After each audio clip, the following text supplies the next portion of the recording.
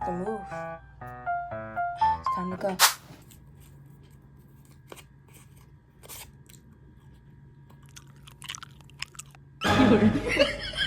From Texas, Ms. Crockett for 5 minutes. Thank you, Madam Chair. And Mr. Talcove, I'm just going to go ahead and pick up where you left off really quickly. Just to be clear, the upgrades that you're talking about as it relates to our data processes, these aren't things that would be free, are they? They would cost some kind of money. Not looking for a number, but they will cost, correct?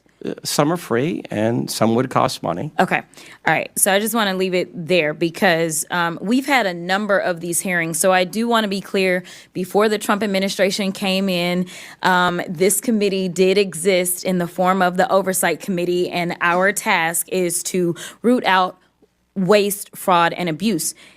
In that vein, we had a number of hearings, at least last term. I can't speak for any other term as I'm only in my sophomore term. And we dealt with improper payments. And interestingly enough, our chairwoman, who is so passionate about this today, she missed every single one of those improper payment hearings. But just to be clear, I was there. So I don't want anyone to believe that Democrats just come to work and don't plan to do work. In fact, I'm trying to figure out exactly what it is that the Republicans believe our job is, because right now they have relinquished their constitutional duties over to an unelected bureaucrat, someone who no one went out to vote for. And absolutely, he is occupying the Oval Office, as we saw yesterday. And that is a first for me to see someone occupying the Oval Office who's never actually been elected. In America, oh no, babes. In America, they do whatever they want. They never play by their own rules. Never. To the Oval Office and actually answering more questions than the person that allegedly got elected. But for whatever reason, this is the first time we're having a Doge subcommittee hearing, and that guy's not here. Instead, we have y'all. So I do want to thank you for coming. But I will say this. It's also interesting to me that in the first few days of Doge existing, we know that they are trying to get rid of the Department of Education, USAID, Consumer Financial Protection Bureau. They're laying off FAA workers. They are going after the FDA, the CDC, the HHS, the FBI agents, and they're talking about getting rid of FEMA. And they brought y'all in. And I am going to say that I actually was shocked that there was only one person that seemed like he was an overt Trumper as you laid out your opening remarks. I know what you're thinking. Focus on the video. Because I anticipated that at least one of y'all would say, yes, what Elon is doing is exactly what we would prescribe. But instead, I will applaud you because you actually were focused. You talked about what the American people are looking for us to do. We've actually consistently on this side of the aisle promoted this idea of making investments into technology so that we can do things such as, say, look at the Department of Defense. The Department of Defense that takes up approximately, 50% of our discretionary income. Or our discretionary spending, approximately 50% goes to Department of Defense. Department of Defense has not been able to pass an audit in the last 6 audits, and we're not talking about pennies.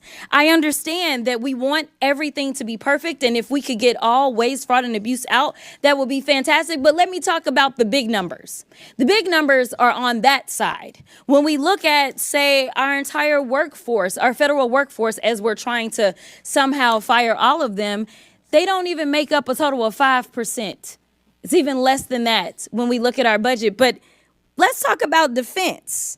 That just happens to be the same side of the ledger that Mr. Musk gets the vast majority of his money from. In fact, at the same time that they were unlawfully, and we will stay in court, because on this side, we believe in law and order. We believe in, a number of us are actually lawyers, but nevertheless, we understand the Constitution. We believe in that as well. And so there's things such as, impoundment, right? Because as Mr. Whitson said, he said, we need to return the power of the purse to Congress. It never left. According to the Constitution, that's where it's at.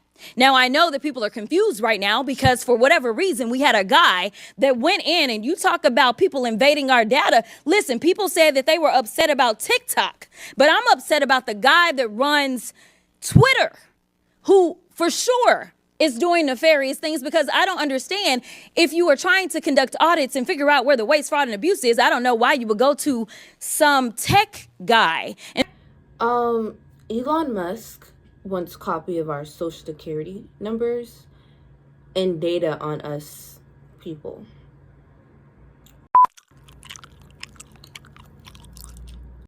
And he runs Twitter. in fact, it was only techies that were sitting there at inauguration. We didn't have auditors. I would welcome auditors to come in and do forensic audits. In fact, he sat there in the Oval Office yesterday and he admitted that he was lying, and he was using his propaganda machine to do it when he said that we... Well, first of all, some of the things that I say will be incorrect and should be corrected. Sent millions of dollars to Gaza for condoms. That was a lie. So let me tell you something. The gentlelady's time has expired. It's time for the us gentlelady's to do our time has jobs expired. and rein in this rogue actor known The gentlelady's as time Elon has expired. I now recognize the gentleman from Missouri, Mr. Burleson. So next video that I'm going to react to would be Jasmine CROCKETT and someone that works with her. An interview asking, what do you plan on doing? And what is your point of view and your thoughts and personal opinions? Table is Democratic Congresswoman Jasmine CROCKETT of Texas and the newly elected Vice Chair of the Democratic National Committee, Malcolm Kenyatta. And I really wanted to talk to you two today because I think a lot of people out there are like, what are Democrats doing? What can we get excited about? We need some fire in the belly. You both have fire in the belly. So thank you for being here. Congressman, let me start with you. What do you think? There's this question about what leverage, and you have to be really creative. There's only so much leverage, different kinds of leverage you can use in the minority. What do you think about this notion of threatening a government shutdown, and how far do you think it should go? Yeah, so I don't think that this is really a threat of a government shutdown. Here's the reality. They believe that they have a mandate. They believe that this little idiot...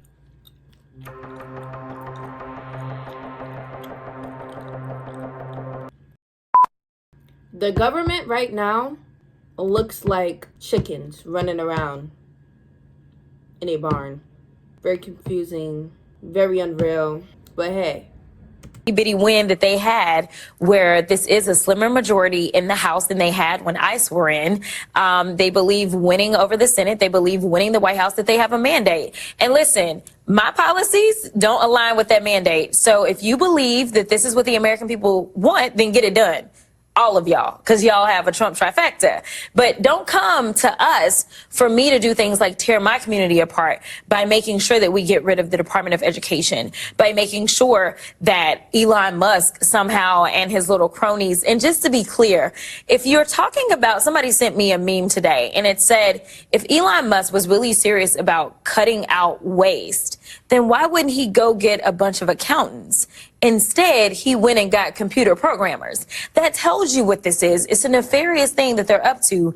And we know that we are probably going to have difficulty with them complying with the law. But right now, we know that in the House, they're going to have 217 to 215. What that means for everybody. Why would someone have to have difficulty getting people that are over this country to comply with their own laws that they set? Something is not, everything is off. Yeah, this place is no longer the great America that it once was. Yeah. Everybody sitting at home is that they literally cannot lose one vote. So go be great. Go be great. So I ask about the government shutdown. Go be.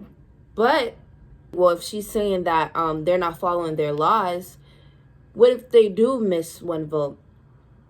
I don't think they're going to care about that vote. They're going to be like, oh, you didn't vote? Kick them out. And then they're going to continue on doing what they want to do. You're right. There's no up or down vote should we shut the government down, as people are talking about this, so to be totally clear. But I think it is one of those things with that narrow vote where Democrats don't have to give in to what they don't agree to, right? So I guess should it be a point of leverage for all the things you're talking about? I mean, it's the only way that we were able to govern at all in the 118th. Now, granted, there are those, or 117th. Most people argue, listen, y'all weren't getting anything done. And we know that it was the most unproductive session that we've ever had.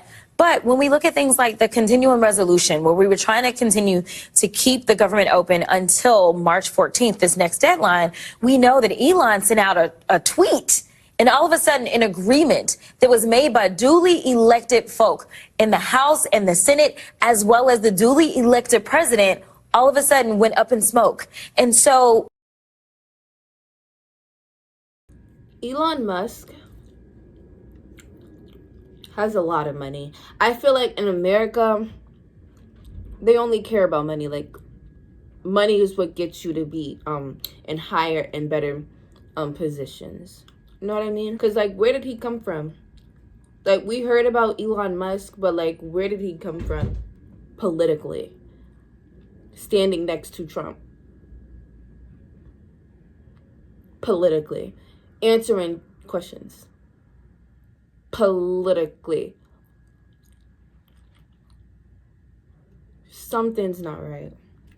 we can't govern that way. And so there's a lack of trust. I mean, you know this. Obviously, we both came from the state house.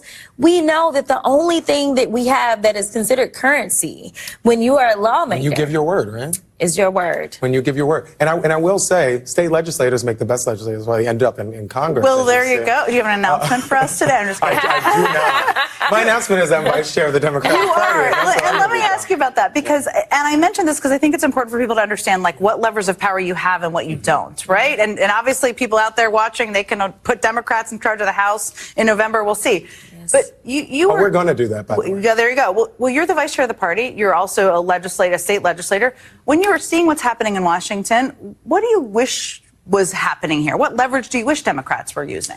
Well, you know what? I think it's really, important that we're both here today, because, the DNC has a really critical role. Politics, everything in politics is about math. Congresswoman Crockett is talking about the math to keep the government open and to continue to fund critical operations. What we're focused on at the DNC is the math of making Hakeem Jeffries the next Speaker of the House.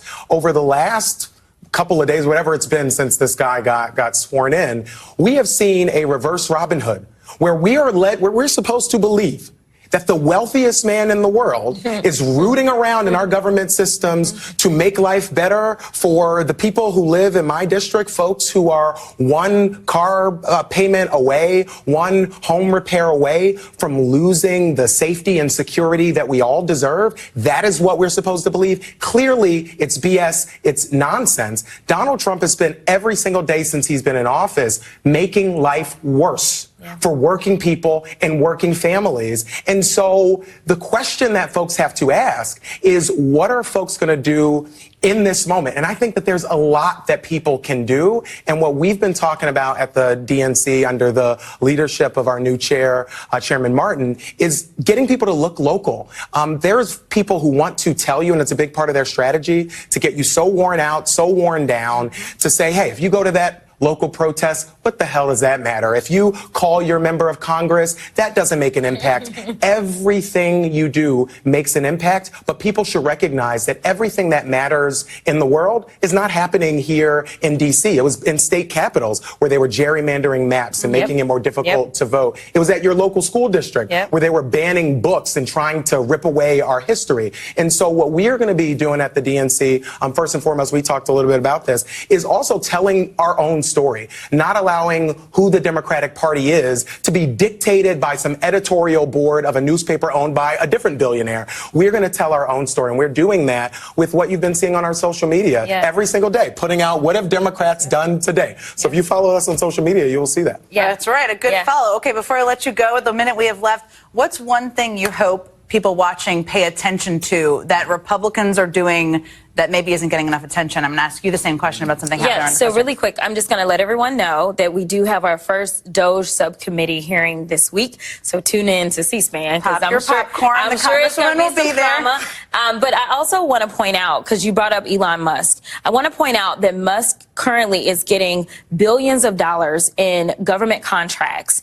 And we've not heard about him cutting any of that. And that's coming from defense. Defense currently comprises approximately 16% of our budget. yet nobody's looking at it. Department of Education is less than 1%. It literally doesn't even register. When we talk about U.S. aid, it's 1.1%. So they're over here playing with you. They're playing in your face, trying to say, go look at this penny over here and ignore the other 99 pennies that we got over here. And that's what I want the American people to wake up and see. They're playing in your face, and I'm going to make sure that you know exactly how bad they're playing in your face. That is a very good one. Okay, we have to wrap it up, unfortunately. But we're going to have you guys back. I'll be back. And listen, I'll tell people, get engaged locally in the Democratic Party. We are here. We are ready to fight, and we're going to get some big things done. And follow you on social media and watch you at the subcommittee for the Doge hearing.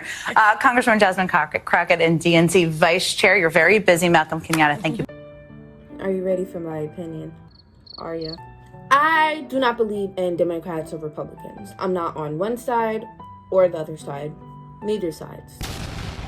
I feel like they all work together. You know, Democrats give us too much leeway to the point we're all over the place. Republicans, they're like, it's like another Hitler. It's like a Hitlerish system. You know what I mean? The American country wanted to be so much united. Why be split on two sides? You know what I mean? Like, what is the point? I always thought, like, what's the point of that? People be like, I'm Republican, I'm Democrat. Okay, but what are they doing for us? That's actually helping. They're still killing, they're still robbing, there's still poor people, there's still hunger, people with disabilities, no help. There's a lot of things wrong in this country right now. I feel like it's the worst it's ever been in history. So I feel like the whole government system is finally being revealed, which is a good thing, because they have always went back on things they say. You know, they don't put a lot of things they do on the media. It's like propaganda. It's like all fake. You know what I mean? I feel like America just wants us to they want to put something in our face and then do something behind our backs. Sending condoms to God, like, America is supporting Israel, bombing Gaza, then they want to send condoms there. I feel like it's just a joke. They're just laughing in these people's faces. My brother and sister that was speaking, I applaud for the fight for the minorities or for the less fortunate people, but America's gonna do what America wants to do regardless. You know what I mean? There's really nothing we can really say or do. Elon Musk, though. Very fishy, very weird. I remember in an interview where he said, if Trump loses, it's over for me. You're a rich man. Like, and then she brought up the fact that there's billion-dollar contract between him and other people. I don't know.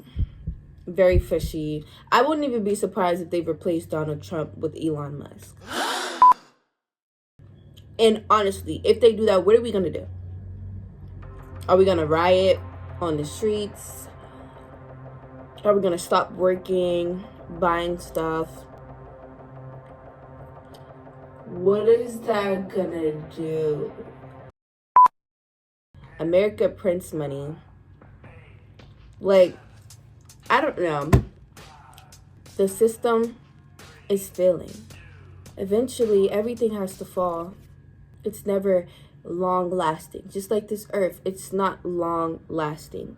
Everything doesn't last forever. Thank you so much for watching this video. Please check out my other videos if you haven't so far. Like and subscribe. Until next time. Now it's the outro music.